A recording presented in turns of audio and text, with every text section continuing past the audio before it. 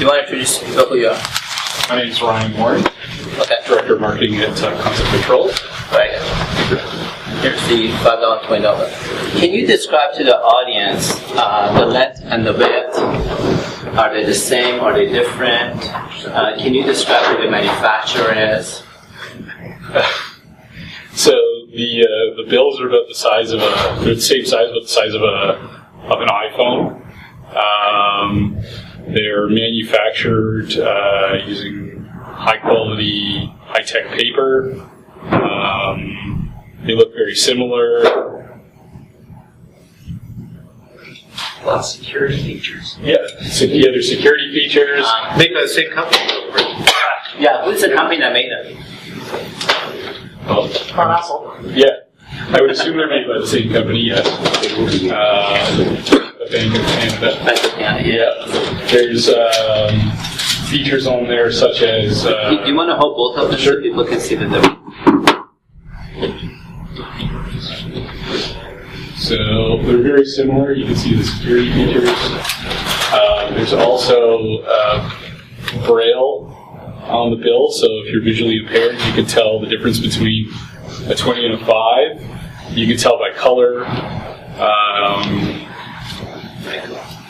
So here's a question I want to ask you guys. Between the two bills, which one would you pick? Now remember, the manufacturer is the same. The length and the width are the same. So there's two chairs. The manufacturer is the same. The length and the width are the same. Anybody disagree with the manufacturer being different? Anybody says the length and the width is different? So the manufacturer is the same. The length and the width are the same. Which of the two would you pick? Taking 20 bucks. 20? Every time, of course. For what purpose? You're gonna pick. Which one would you Good question. For what purpose? Because because I asked you to pick one, and you're gonna pick. To choose it. Pick one. The higher value. Now, why would you take the one that's 20? Why? Because it's worth more. You want worth more? Okay. I think the $5 one. Because? You guys won't believe it. But keep testing me over and over. Taking the $5 Okay. So here's what I want you to consider. I want you to consider that you perceive you give more of a perception value to the $20 one than you do to the $5 one. It's just a perception. Does that make sense? So as you listen to the focus groups, my invitation for you is to listen to the emotions that are worth 20 bucks. See, there's some problems I have that if you fix for me, it's worth $5. And there's a whole bunch of other problems for me that if you fix for me, it's worth 20 bucks. If you give me a consulting job, I will love you forever, $5. My father has got cancer. That's worth 20 bucks. You see the difference? So as you hear them, listen for the $20 emotion. What is it they were willing to pay 20 bucks for? Does that make sense?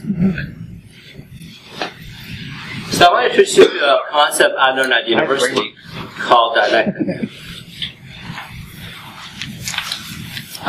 Bennett, I'm now an employee of Bennett. What's your company? Moneygate. Moneygate. I'm now an employee of Moneygate.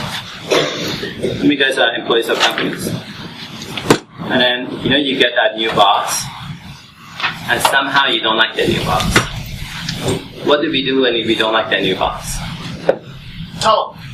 Tell them. Okay, great. What else do we do? Complain about it. Complain about it. Okay, what else do we do? Leave. In fact, only one of the most reasons why people leave their company or quit their company is not to do with the company, it's they can't stand the boss. Typically, right? So typically as a human being, I want you to consider this, is when you and I see a situation that we get confronted by, what you and I do as human beings is leave that situation. You could say that that's just weak. Would you agree? So the dialectic theory, where you may have come across it in university, says A plus B equals C. And you guys heard that? A plus B equals C. So, if you could go to the next slide. What A stands for is pieces. So when I'm at university with you, and I'm taking a class with you, you and I are learning a lot of pieces.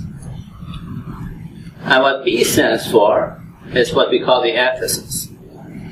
It's the experience of something. And what C stands for is what you call the synthesis. A plus B equals C. I ask you to be a volunteer for each. So, I'm not the new boss. You don't like me. You and me have major disagreements. So something I do confronts you. Now, in this example, I'm using the box. You could use it as a market situation, business situation, whatever it is, right? Where's Ben? Ben, don't go away. He's looking for $20. So, what Ben does is he decides that whatever it is that he's getting confronted by, the data he got, the issue he's got, he doesn't like it. He's going to walk away. What she does is she says, I went to one of these innovation workshops at a main axis of innovation and I learned A plus B equals C. So this thing that I don't like and I'm getting confronted by, I'm actually going to take it on. Okay? So you can hold my hand and you go this way and you go that way. So they both got confronted by the same issue, but she decides to take on A plus B equals C as a synthesis. He decided he's going to quit and go do something else. Which one of us do you think? Do you think she is more mastery at something or he? Visually looking. She has, right? So could you see that if you take on something that you don't understand, something that you may get confronted by, like Microsoft technology as an example, but if you decide to take it on, which one do you think will be stronger versus avoiding it? Do you see the difference? Thank you.